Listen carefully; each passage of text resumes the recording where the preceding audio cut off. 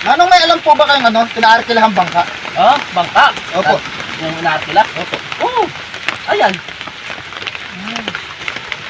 Eh, Manong, magkano po kaya ang arkila dyan sa bangkang yan?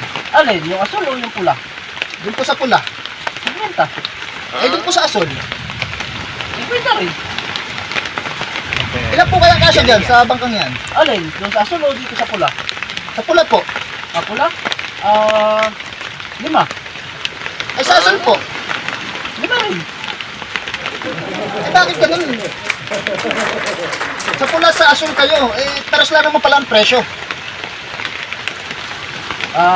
Para may choices ka kung alin ang gusto mong arkilahin. Eh, Manong, kanino po kaya itong bangkang ito? Itong pula. Yan pula? Sa akin. Eh, asol po. Sa akin din. Eh, bakit ito itatanong mo? Eh, tinatanong mo pa kung asol o pula.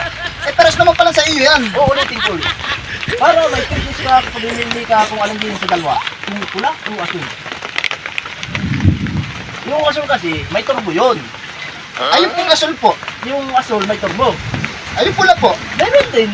Kaya, kagandahan yan, correct din ron. Sira ulo yata itong Manong na to eh.